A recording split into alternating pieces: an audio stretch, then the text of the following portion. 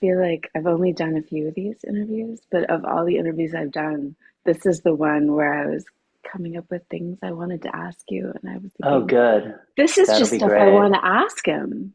Yeah, that'll be great. I'm Yeah, ready like, for all the questions. yeah. I love questions. I love finding out what my answers are because I don't really know Ah, until I start giving them. yeah, I feel you. I feel you on that. Yeah. Okay, I'm a little concerned that you've been asked this first one a million times, but I just have to ask you anyway. The Okay. the first thing when I first discovered you in any way, the first thing I saw was just your title, that you're a creativity psychologist. And that alone was enough to just hook me. I was like, what is this? I must know more. But could you speak on that? What is a creativity psychologist?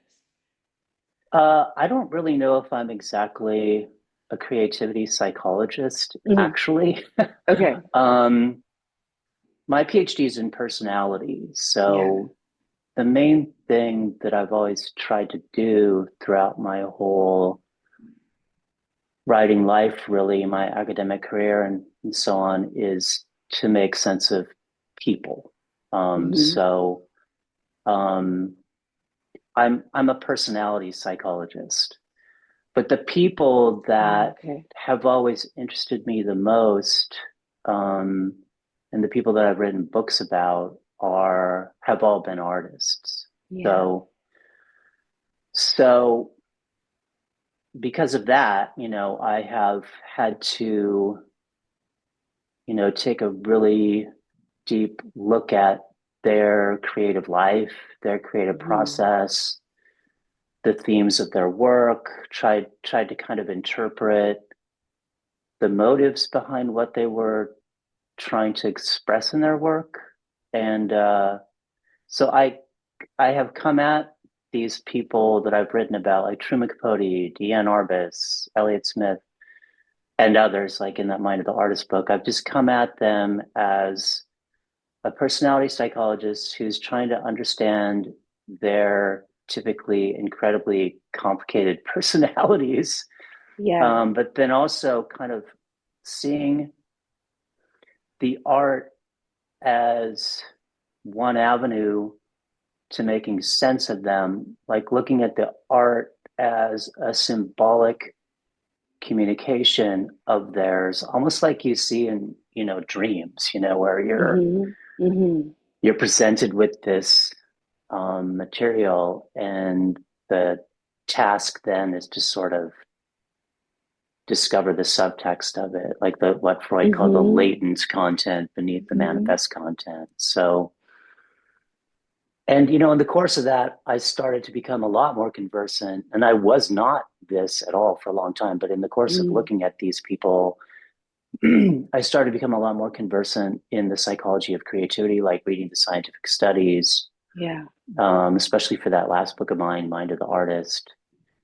And so that's where I began to get a clearer sense of some of the ways in which the artist's mind is structured, Mm. some of the motivations behind Hmm. creative process, Yeah. and that kind of stuff. But I That's wouldn't call so myself a creativity interesting. psychologist exactly, but I've only written about, creative people. So in that sense, that's my subject matter. Right. Yeah. Okay. So when you were first writing these biographies, it wasn't that you were trying to figure out what is the creative process, what is this thing, creativity, but then ultimately you started asking those questions. Yeah, I was never actually that um, aware of findings about creative process when I was writing Yeah. those books. Yeah. But with my last book, which had a kind of very circuitous publishing path, with my Mm. last book, uh, that's when I really started looking into the research on things like creative process, which with my Hmm. last book. And my last book is, as you know, is not a biography. It's more about, the artist's mind. And so if I was going to be writing a book about the artist's mind, I kind of saw the book as sort of a summing up. I've written these three books about incredible artists, and I was like, what have I learned? What do I know now? Yeah. And so if I was going to be writing Hmm. about the artist's mind, obviously I had to explore what was out there and what was known to be true about the artist's mind. And I feel Mm. like um, I made a lot of discoveries along the way. I mean, I didn't, like I keep saying, I didn't really, I wasn't too conversant with the findings, but they started to impress themselves on me more and Mm. more. And I think there's this romantic notion that people have that artists are, axiomatically ununderstandable, or everything is Hmm. so, you can't penetrate it's all so personal and intimate and secret, Yeah. and you can't like really understand how an artist's mind works or whatever. But the Yeah. reality is there's a lot of research on that. And so there are things that Hmm. are known pretty with an impressive amount of certainty. And of course, there are like these things that are known, like all findings in psychology, excuse me, these things that are known, they allow you to construct like a generic profile of the Hmm. typical artist mind. But Right. like if I took that generic profile and aimed it at you, Hmm. there would be ways in which it would fit, and there'd be ways in which it Hmm. would not fit, because there's always going to be, individual differences. But I Right. feel like Yeah. artists, like, I don't know how you feel about this or what your listeners think about this, but like,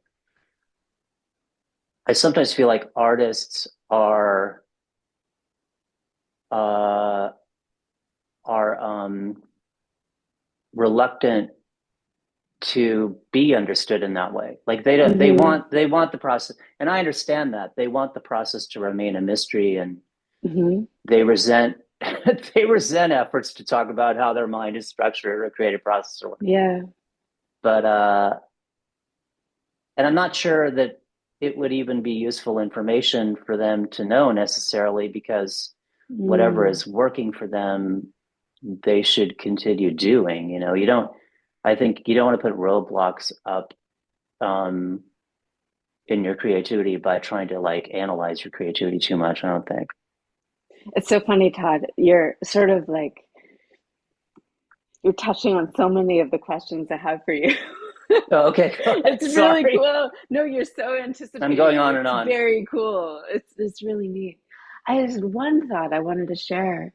Just what you're talking about, like your biographies of Truman Capote, Diane Arbus, Elliott Smith, and then sort of writing this book that considers it all from the higher vantage or summarizes. It reminds me so much of when I was studying anthropology back in the day.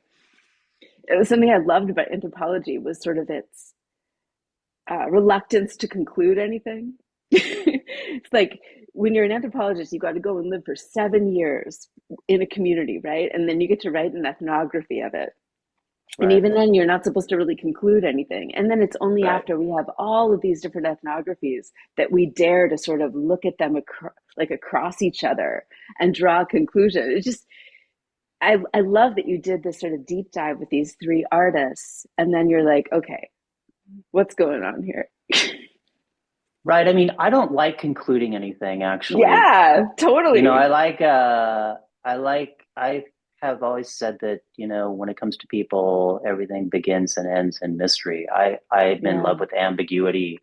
I'm in love Hmm. with uncertainty. I'm more in love with questions than answers. I'm always skeptical of my own conclusions and stuff.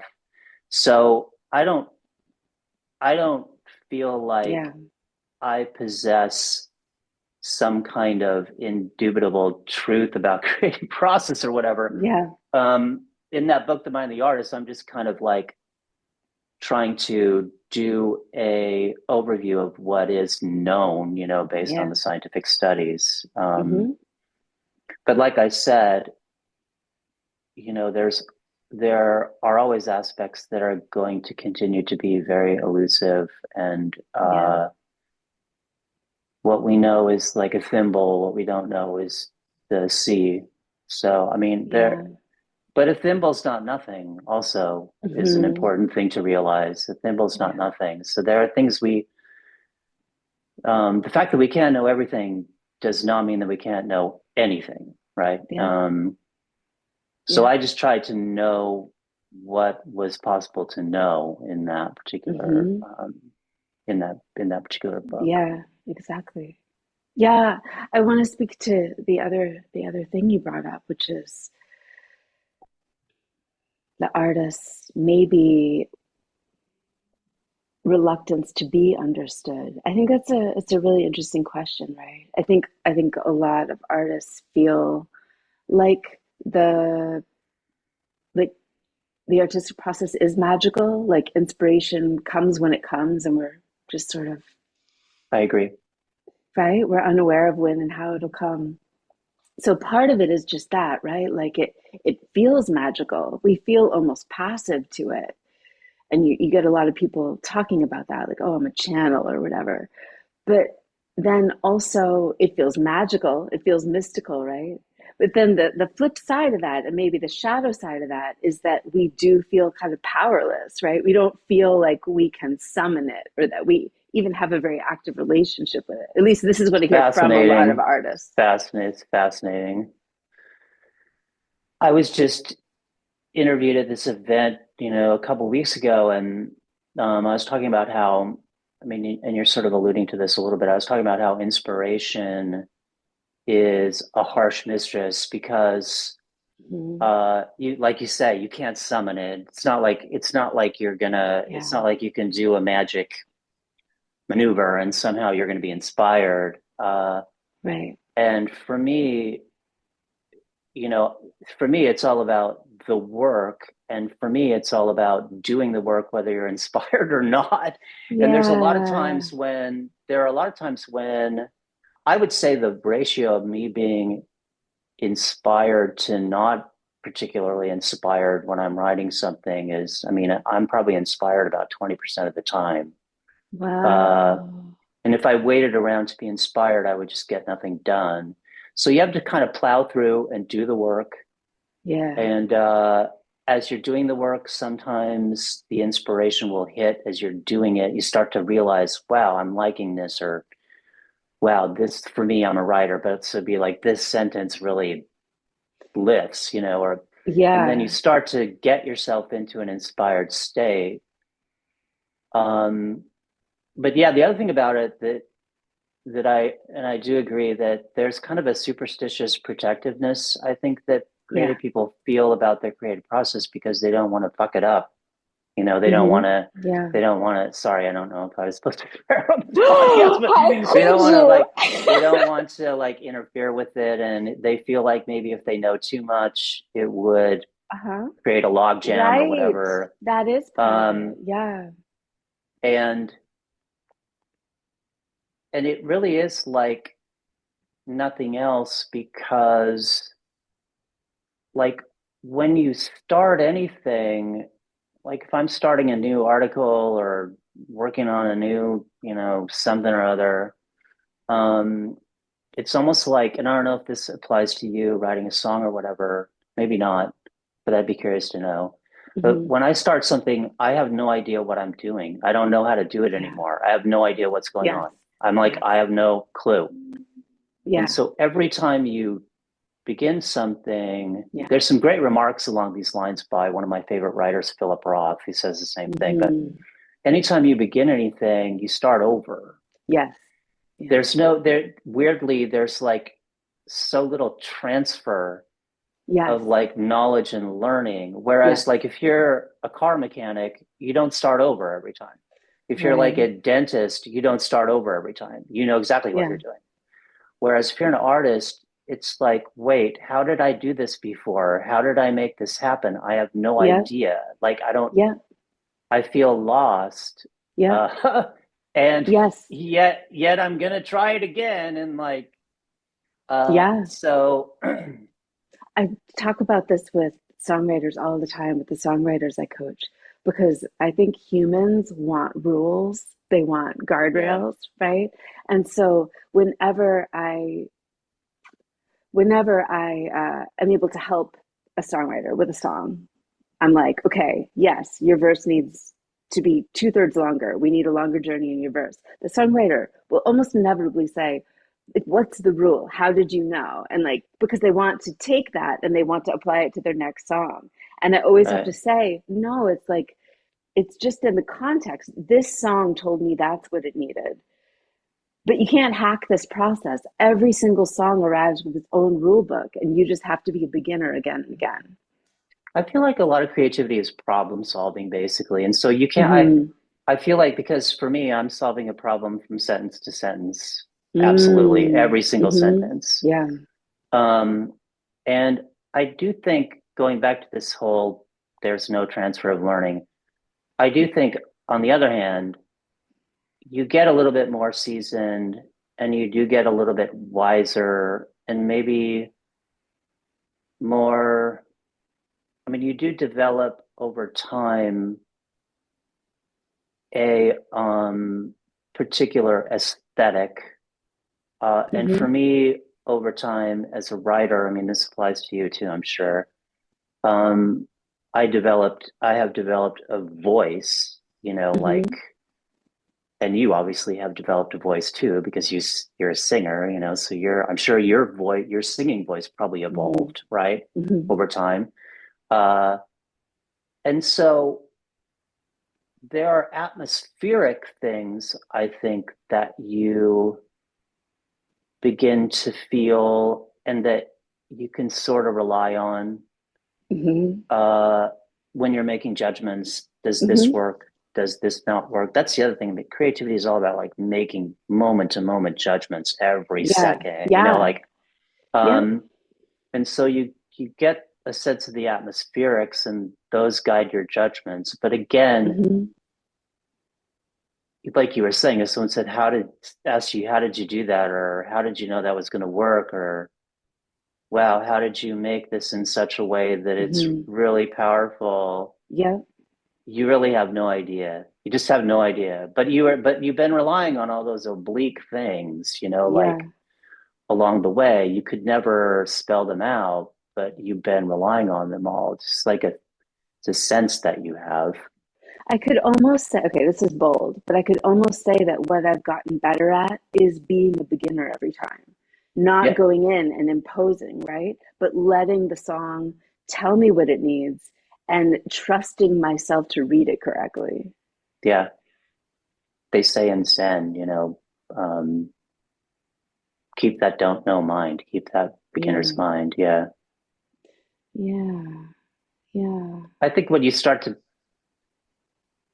I mean, I would be averse to thinking of myself as an expert. When you start to think of yourself as an expert at something, that's the kiss of death. A Stop hundred being percent.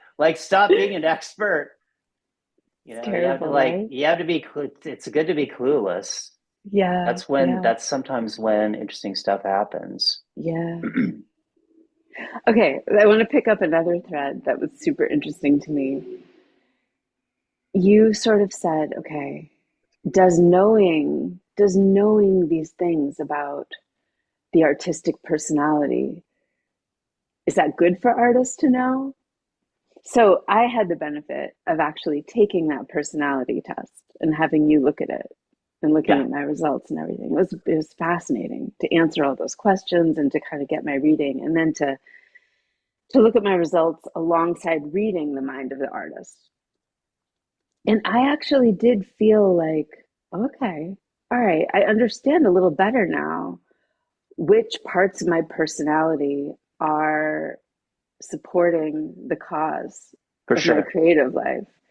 For sure. Yeah, so it's not like my personality became more effective or changed or anything, but I sort of felt like I was able to, uh, in noticing it, kind of lean into it a little more. That's interesting. Yeah, I mean, I've heard from a lot of artists who read that book, and they all say basically the same thing. I can't believe it. I just met my own mind. I met my own mind in this book. I saw my Yeah, own mind. Yeah. And that was really gratifying to hear. It also sort of like, in an anecdotal way, like proved some of the scientific findings because I'm reporting yeah, on the scientific findings, and they're like, I can find myself in these findings, basically, is what they were yeah, saying.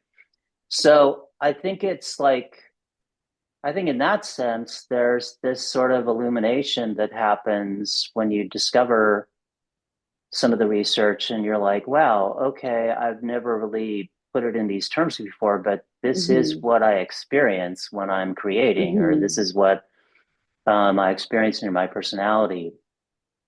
So that can be, I don't know if it's exactly confirming, but it's sort of like, you see yourself reflected, and that could lead to some interesting realizations or thoughts or whatever. But the other thing you Hmm. said is really interesting, where you were talking about how you leaned into it. And I Hmm. think that's very cool that Hmm. uh, you're fortunate because you already have it in you. But Hmm. then at the same time, you you have felt like you can accentuate it or magnify it or Yeah, yeah, yeah, a little um, bit. almost sort of surrender to it so that it will, start to feed into whatever you're working on. Yeah, so the main points, I'm very open, right? And you talk in the mind of the artist about how that's the sort of Unifying the glue. very, thank you, Unifying the glue. unifying Yeah. glue of creativity, right? Of the five personality traits, high openness is sort of like the indication that someone might be creative. So now that I know that about me, and I was like so open apparently, I just noticed that that's true. I noticed how associative I am. I notice how it feels like a sort of playfulness, right? I'm always like, oh, Totally. that's like that, like that, like that. That's a good way to describe it. It feels very playful. And just knowing that and knowing that that is helpful to my creativity, I think I maybe let myself delight in it a little bit extra. Good. And then the other thing I would say is learning in your book that the traits of agreeableness and conscientiousness are not necessarily super helpful, right? And that feels so true to me because I wasn't like problematically high in those areas, but I was like annoyingly high. I was It's annoying. interesting. I mean, those are almost equally as interesting as the openness findings, but it is true, and it makes sense to me actually, but it is true that there's, in general, Yeah, a correlation between low agreeableness right. and creativity. Agreeableness is how nice you are, Yes, basically.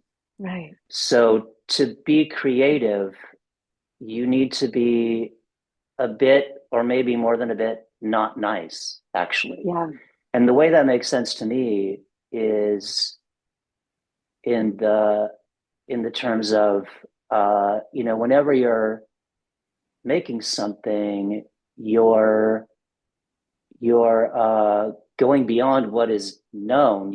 yes, You're disrupting the status quo. right. You're like introducing a fresh element into the world, and you have to have a sort of like um, badass sense of yourself to feel like, Yeah, wow, people need to hear this song, or like people need to read this article or whatever. I'm saying yeah, something and it's important and people should want to listen to what I'm saying. yes, There's a bit of like badassery that you need to yes. be able to do that kind of thing. And Mm-hmm. if you're, the other thing is, I mean, to me, I mean, this doesn't always apply, and it's sort of a romantic notion, but I think in general, it's a truth. To me, artists are seditious. They're outlaws. Artists are Mm, yeah, seditious because they're not obeying yeah, convention. Uh, just by the nature of making art, you're an outlaw because you're upsetting the apple cart by what you put out into the yes, world. Um, And so to cultivate that seditious outlaw quality, it helps to be not overly concerned all the time with not yes, offending people. yeah, Like the worst thing, I mean, the worst thing to feel if you're an artist is that you're maybe the worst thing is that you're afraid to offend people. That'd be the worst quality of Yes. all. Yeah. Because you want people to be jarred by what you're doing, even if it's like pleasantly jarred. You want them to be like uprooted, Right. like by what you're doing. Yeah. uh, but yeah, I found that. See, that's a great example of something that I didn't know until I started working on that book. I didn't realize that there was such a consistent, negative correlation between Yeah. agreeableness and creativity. It's so And then when fascinating. I discovered that, I was like, wow, this actually makes a lot of sense when you kind of think about Yeah. what art requires. So when I saw my score and when I read your book, the reason that it annoyed me is because what I realized, I think, is that my agreeableness and conscientious scores, I think it's more my socialization than my actual Yeah, we all personality, have. Yeah, yeah, right? yeah. And so I Right, was like, oh man, like I'm already annoyed by how overly concerned I am to keep everything around me comfortable, right? But now I right. know it's getting in the way of my art. So I think in that way, Possible. I've been able to lean in to going against the grain a little bit more in a helpful way.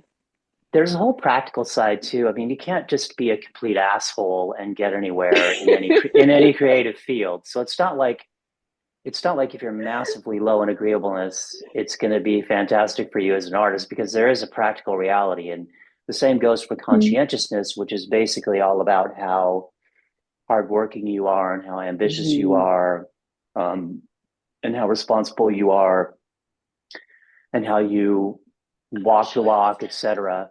Yeah, And you need a lot of that too to produce stuff if you're trying to be a creative person. So you do need some conscientiousness, but um, so it's not like it would be fantastic if you were absurdly low in agreeableness and conscientiousness and you were constantly disagreeable and you were constantly not doing what you said you were going to do because you wouldn't get very far either in that. I So it's promise probably I like one won't of aim the that low. it's more like one of those situations where you don't want to be like massively low in those two traits, but maybe like a little bit low in them. But going back to your first point, which we haven't really even talked about yet, I just want to make sure everybody understands this. Like, um, there's no psychological concept ever in the history of psychology that predicts creativity like this particular trait called openness. It's like the Mm-hmm. holy grail of creativity. We've been Mm-hmm. talking about it, but I haven't said too much about it yet. But um, uh, and so the question for me was, okay, well, the findings are obvious about this really strong correlation between high openness, high creativity. And then the question becomes, why is that? Like, why does that Mm-hmm. correlation exist? Yeah. And what you find, and it's all about the structure of mind in people who are high in openness. So, and Mm-hmm. this feeds into creative process.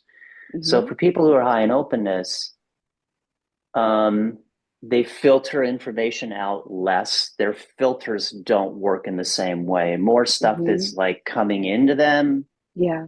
They also repress less, that Freudian term repression. They also Mm-hmm. repress less, Mm-hmm. people high in openness. So there's more coming into them from the outside, and there's more coming out of them from the inside because they Yeah. repress less. So they're far less compartmentalized psychologically. Yeah. So there's a looseness and a very productive, if you're an artist, because not all people high in openness are artists, of course, but there's a looseness and a very productive kind of stimulating, messy chaos internally, Yeah. like a disorganization. Um, and I think that's what artists are talking about when they talk about how I don't know where this idea came from, or it was Mm-hmm. magical, or there was a visitation, or somehow there was some divine, process at Mm-hmm. work and this thing came into my head and Shazam or whatever. I think what they're really talking about when they're trying to capture how they say write a song or whatever is they're just talking about this inner organization Yeah. that you find in people who are high in openness, where there's just more raw material. There's Yeah. more raw material. And also internally, and because of the reduced filtering that happens in people high in openness, there's a lot of really sophisticated studies, by the way, on the reduced filtering. It's a real thing. Hmm. It sounds kind of Yeah. like vague, but it's very real Hmm. in people high in openness.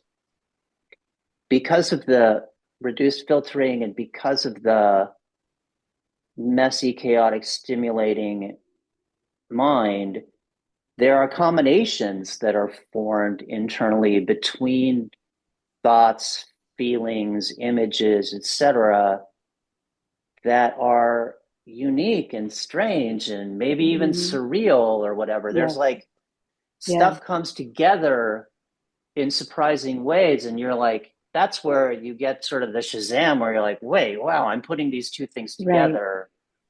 Um, like I talk in the book a little bit about how Steve Jobs said that creativity is just connecting things. Right. And I feel like in people high in openness, they're just really great connectors of Hmm. things. They're like Yeah. putting things together in ways that Hmm. wouldn't occur to other people. And sometimes when that happens, we call it surrealism, when there's like Hmm. disjointed, Yeah. strange, like if you think about Dolly or whatever. But sometimes it's just more simple and, you know, mundane than that, but it's still, it could be like a particular simile that you use in a song lyric or Hmm. whatever, you know what I mean? Where you're putting stuff together. And Hmm. that's how openness contributes. Openness is a Hmm. personality trait, but that's how it contributes to creative process, Right. because it alters the way people, because the way the trait expresses itself is it has impacts Hmm. on the way people think and feel, Yeah. and also in terms of how their inner life is structured, Hmm. far more loosely than people who would be medium or low in openness. I Yeah. always feel like you could also call openness fullness, because basically your head is full of Hmm. like more stuff. Yeah. It does correlate with IQ, by the way, but it's not like I'm talking about intelligence or whatever. I'm just talking about Hmm. how your mind just has these materials, and sometimes it could even be overwhelming, and you're like, Hmm. you Hmm. know, there's so much going on in my head, I'm going off in all directions. Hmm. You know, it causes a lot of divergent thinking. Hmm. uh, but if you're an artist and you're trying to create something new, Yeah. it's super helpful. Yeah. Okay. I have a question about this. So earlier we were talking about how creativity feels mystical, like it just happens to us. And that's fun about it, but it also means that we often feel sort of helpless, like we don't know when inspiration is Yeah, going to strike. So it's now we're true. sort of shifting that from mysticism to personality. Like, okay, it comes from this personality trait of openness that makes us more porous, that gives us more content, and also allows us to draw connections amidst the content. Right, exactly. Are we are we less helpless or are we equally helpless because we're just beholden to our personalities? Well, Can this kind of we? Mhm. well, this kind of goes back to what we were talking about before. I feel like if you're creative and Mhm. you also happen to be high in openness. I mean, it's not a perfect correlation, by the way. Some people can be creative and Yeah. not be high in openness, and some people can be high in Mm. openness and not be creative. But if you're creative and you're high in openness, Mhm. then you just are. You Yeah. just are these things, you know, like, Yeah. and so even when you're not inspired per se, you have the kind of mind that can come up with things, you know. Mhm. I'm just not a fan of inspiration. Yeah. I just don't think we can sit around and wait for it, you Yeah. know, and I think it's I don't even I almost would go so far as to say that I don't even know when I am inspired. I guess I sort of do, but I mean, Yeah. uh, I definitely feel a charge, and it can go Hmm. on for weeks as I'm working on something. Like every day I'm excited. I would say excited more than inspired. I'm just Hmm. like excited to do the work or whatever, Yeah. because I find what I'm doing really interesting. Yeah. But even if you're not inspired, you still have that organization. You still Hmm. have, Yeah. a way of processing that is going to introduce novel, fresh stuff into your thought process. And um, so that's something you can, it is you. I mean, it's your personality. Right. And so I that's love something it. that's always going to be um, a ally of It's whatever you're fantastic. doing. I love how you Yeah. say that. I have this thought forming that's like, people talk about wanting to be more creative. And that's partly where I'm coming from right now is like, can they be? Or are they beholden to their personalities? But I also think that I wonder, I'm going to throw this out there, that longing to be more creative, maybe that even of it in of itself kind of implies an openness. Maybe people that kind of want to be creative and want to create, maybe it's like they're not exactly self-selecting. They're just noticing that they're sort of meant for that creative behavior that implies they probably do have openness.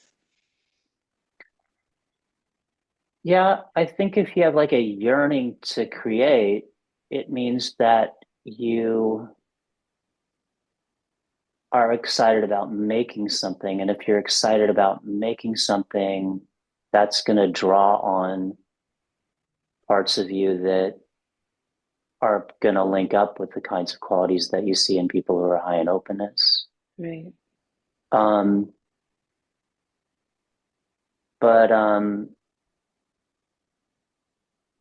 yeah, we're all creative, obviously. I mean, Yeah. talking is creative. Like we're talking, Mm-hmm. like I'm trying to put words together in a particular Yeah. way, and so are you. Or Yeah. every night, about five different times throughout the night, we dream. So our mind is making up these Mm-hmm. stories all the time, Yeah.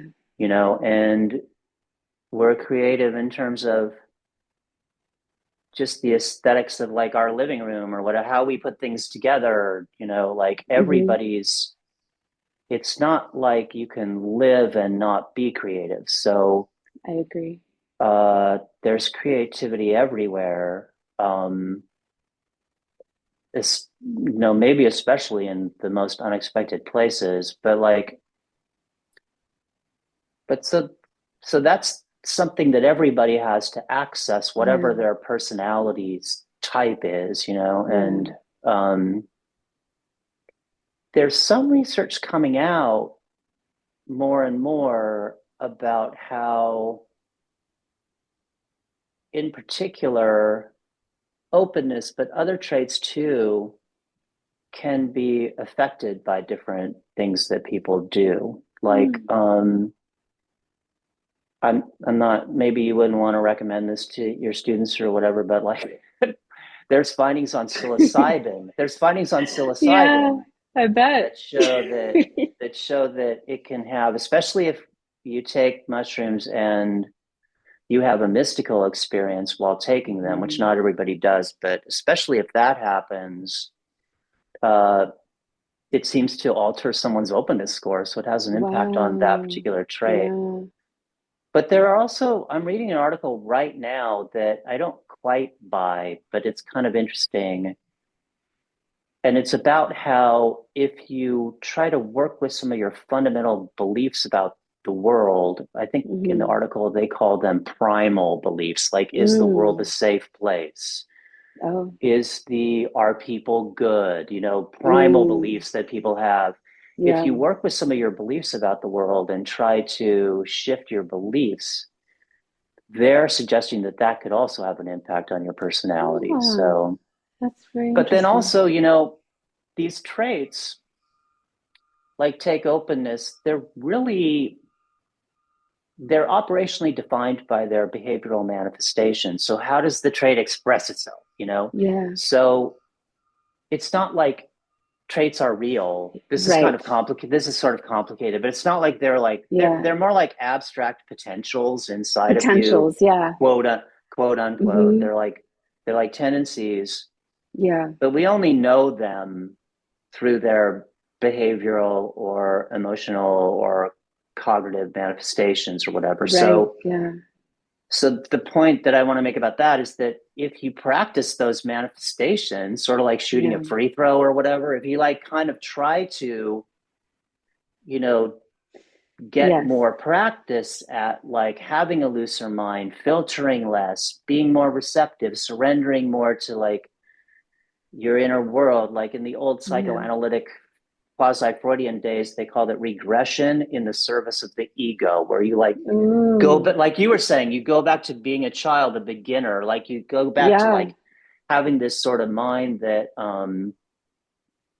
knows no limits. Because when you're a kid, you're almost you're basically psychotic. You don't, reality to you when you're a Yeah. kid is your invention. I mean, you're like, if you ever Yeah. watch kids play with toys or whatever, they're in a psychotic state because it's all real to Yeah. them, you know, like, Yeah.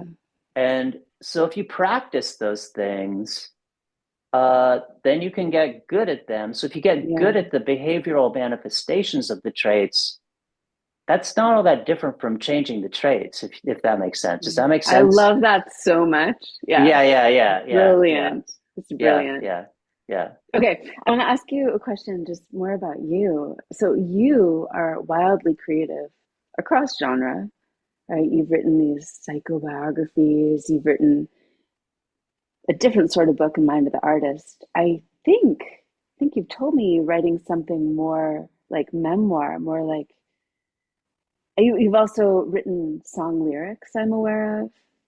So I'm just sort of wondering, does your creativity, does it feel different in these different genres?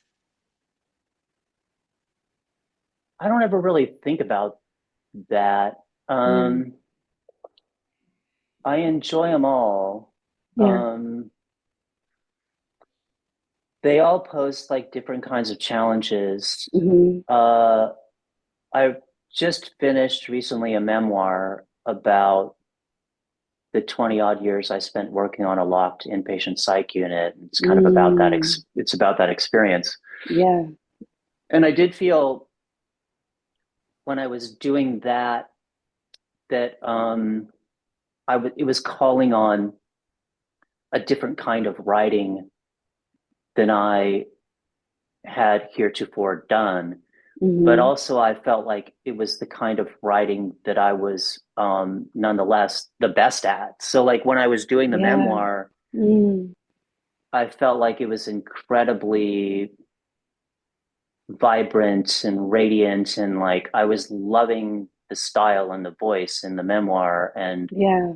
so that was kind of a realization of difference, like just how Mm. and when I'm doing song lyrics, um it's also challenging in a different way because you're fitting words into a melodic line and you're like really Hmm. have to be aware. I mean, I'm always really probably way too aware of the rhythm of my sentences. Like I will Hmm. always sacrifice meaning for rhythm in my Yeah. sentences, which is kind of like Wow. a musical quality that I I have in love my writing. that. I Yeah, love that. I think, that makes sense to me because I think it's a reason why I really like your writing. it's I cruel. I mean, feel I have to rhythmically hear the held. rhythm. I have to hear the rhythm Yeah. of this. I will work for like an hour on a sentence until I hear it. When I revise, I'm mostly revising rhythm and taking stuff out and like Yeah. keeping an eye on the rhythm. Um, Hmm. but yeah, I mean, uh, I've published short stories, Mm. so I've written a lot of fiction actually too, and Mm. Okay. so all the different, whether it's like song lyrics or fiction or nonfiction or memoir, uh, they all have particular kinds of things, I guess, Yeah. um, that are fun because they're they. impose on you a difference that you have to solve, going back to that idea of, creativity 100%. being Yeah. a lot about problem solving. Yeah. Yeah. I think maybe we have a misconception that fiction's more creative than nonfiction, but I would think that it might even be the case that the opposite is true. Like it just both of them just would require so much imagination in terms of how you're going to approach it, how you're going to distill it. Yeah, if you're writing a sentence, I'm always thinking at the sentence level, but if you're writing a Yeah. sentence, no matter what it is that you're talking about, whether you're like making it up or whether you're talking about creativity or whatever, um, it's just constant aesthetic judgment, Yeah. constant attention to how it's working aesthetically, no matter what. I mean, Yeah. um, I do feel like writing a novel requires a degree of imagination where you're inventing characters, you're inventing incidents, you're inventing plots, you're inventing dialogue. Like Hmm. it requires a degree of imagination where that is different. I think it's definitely Yeah. different. Like Yeah. like when I wrote the biography of L.H. Smith, like I had, I'm not doing any inventing. Like Hmm. I interviewed all these people. I had this incredible amount of information, and then I found it so easy to write because Mm. I was just assembling the information. Yeah. Hmm. Um, so I do think I think it does require more creative imagination for sure. But when it comes down Hmm. to writing fiction versus nonfiction, but when it comes down to making something, which whether you're making a book that's nonfiction or making a book that's fiction, it's Yeah. all a creative act Yeah. for sure. Yeah. Right on. Right on. Okay, I feel like I maybe have one more question. Something I really appreciated about The Mind of the Artist was that you took on all of these myths of the artists that we have in our culture, Oh yeah. right? There's so many myths. There's so much mythology about what an artist is, and so It's a many of myth them that are, started it was one myth that started me, on this path like many years yeah? ago. It was one particular myth. Yeah. Which This one? would maybe well, this might be interesting to some of the people that will hear this or whatever, but it always rubbed me the wrong way, Yeah. partly because a lot of my friends were artists, et cetera, et cetera. But it always rubbed me the wrong way, and they agreed that this is not true whenever I talked to them about it.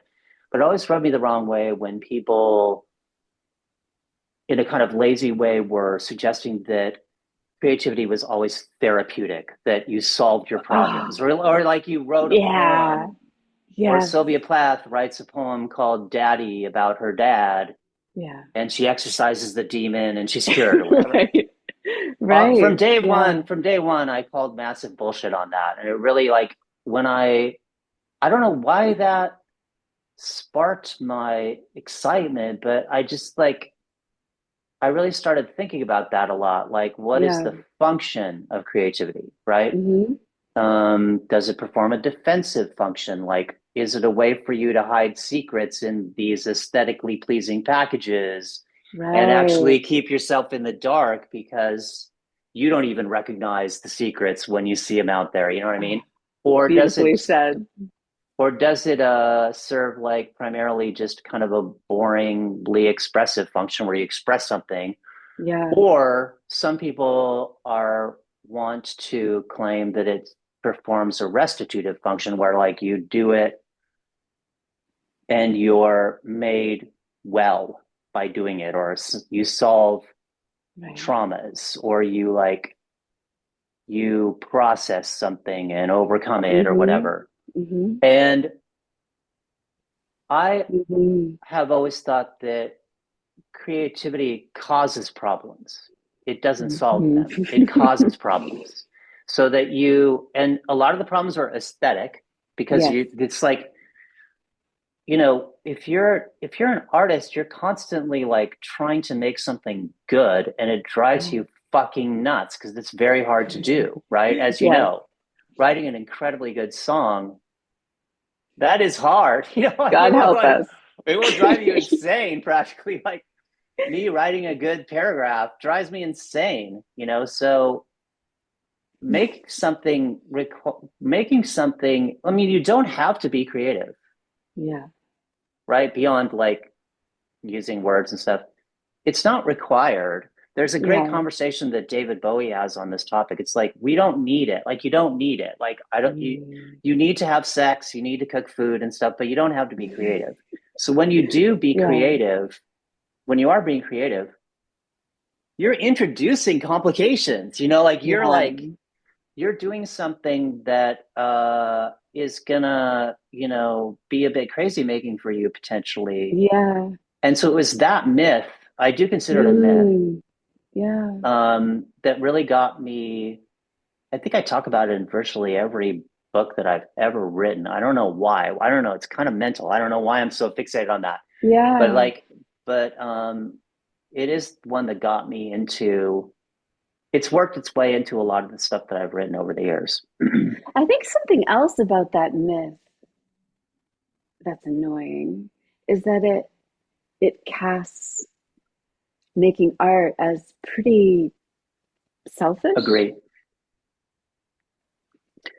Also, therapy is for therapy. Art is for art.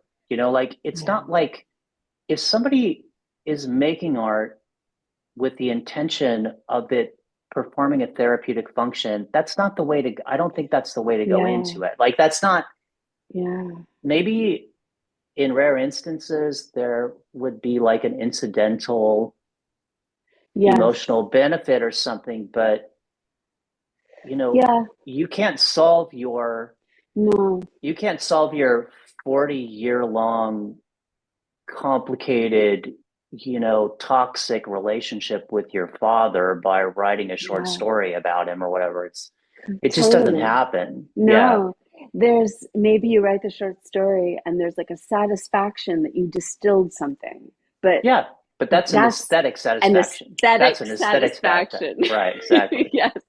And Yes. you might, I mean, this also relates to that idea of catharsis. You might feel like a momentary catharsis here. You might feel like, oh God, that felt good to like, Yeah. really, put that out there. And, I delighted in like being mean to my dad in this short story in a disguised way or whatever. Like you could feel some catharsis. Yeah. But again, catharsis isn't therapy either. It feels good for sure, but therapy is more about inner structural change that you have to really work hard to accomplish. Totally. And that sort of like, oh, I'm avenging, that actually isn't the creativity part. Yeah, I don't think that wouldn't be a very good driving motive. Like, I don't No. think. Yeah. So, okay. Yeah. So But there are a lot of myths but there I are a just, lot sorry, of myths. I interrupted, but I just interrupted because that I didn't know if you were going to bring that one up, but that's the one that like really I love hearing has about that. consumed me. Yeah, for a Yeah. while. So why do you think there's so much mythology around artists and are any of them true? Um, if an artist is really good, they're kind of scary.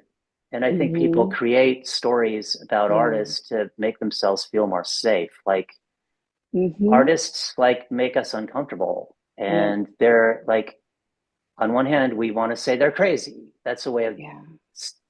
addressing our discomfort, Yeah. or we would just want to say more neutrally that they're weird or whatever. Like Yeah. everybody has this idea that artists are weird or crazy or like,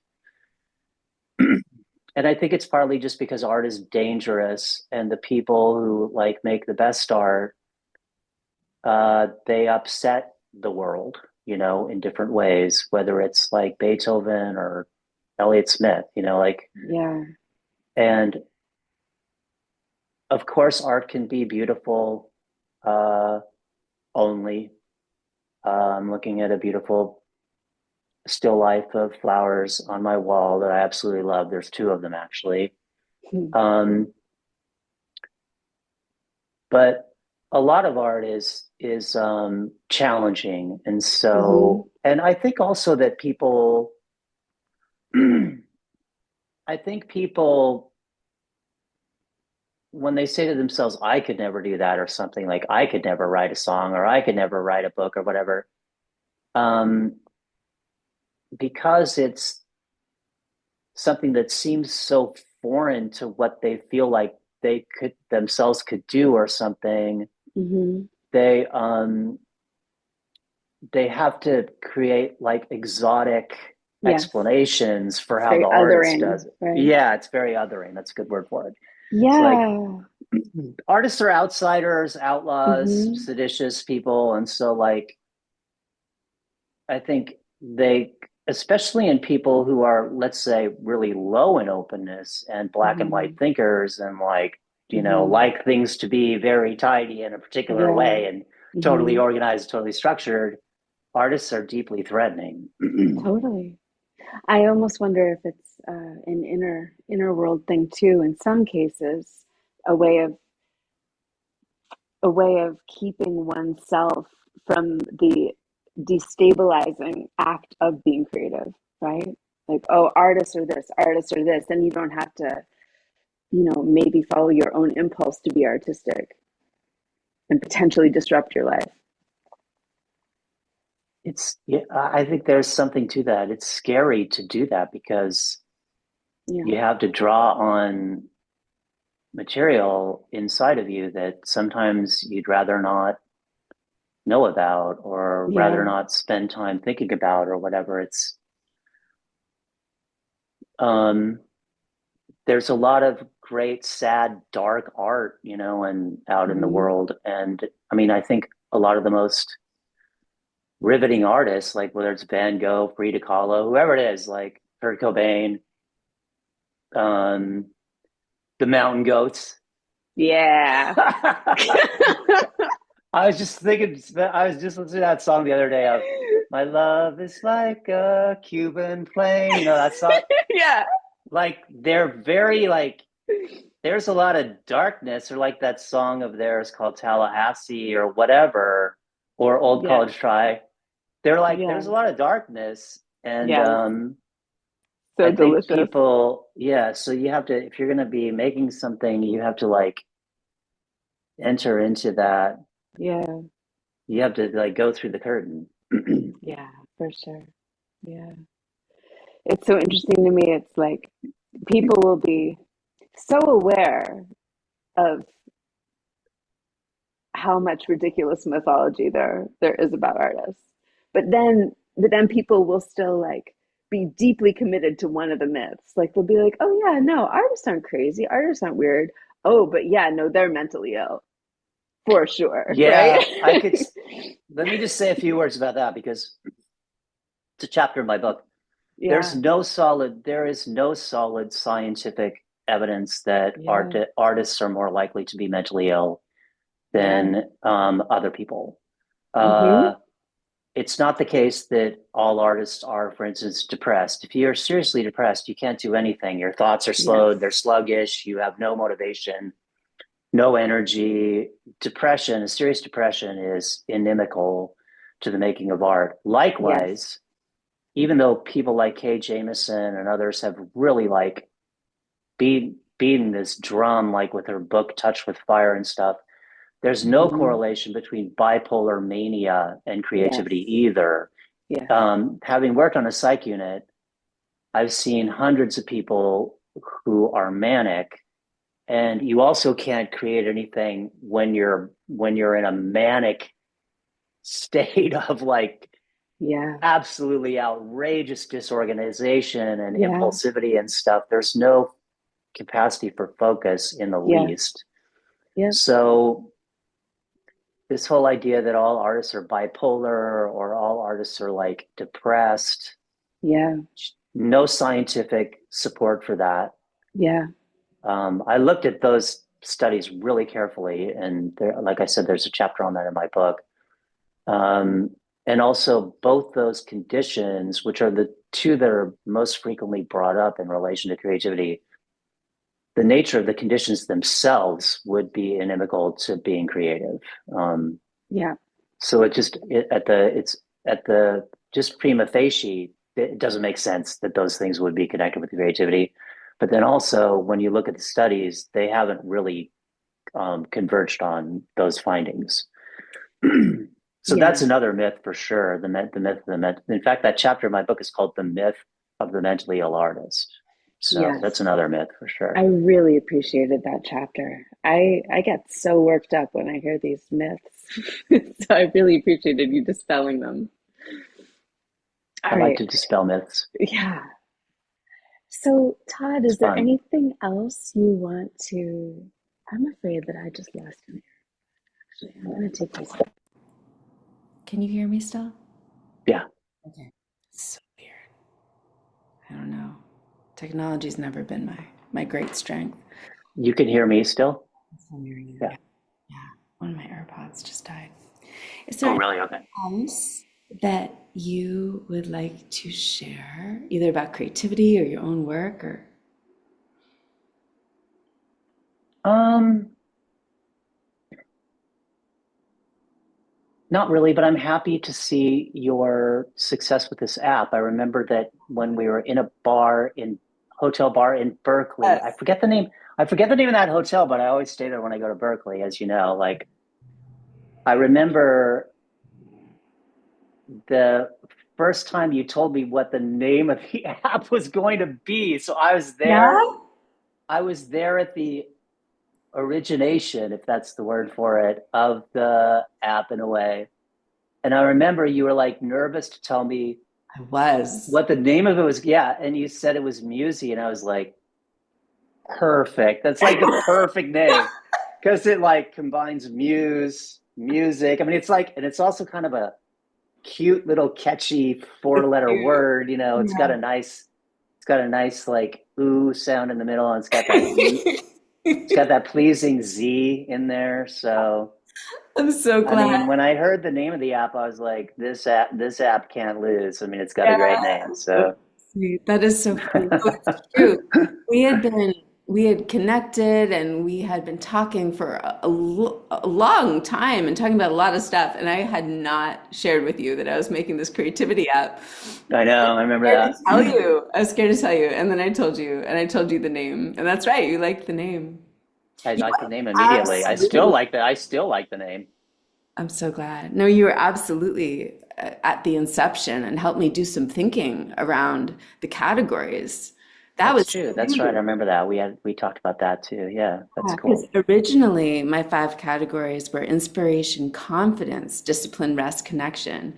And you just kept saying, it's going to be important to get the categories right. And I kept thinking, well, yeah, I already did. Wait, what are they now? What are they now? Switched confidence to courage. Oh, that's good. Yeah, yeah. And that Yeah, came out of one of our conversations. interesting. You were sharing some of It's the, a subtle shift. That's a subtle shift, but I like courage better than confidence.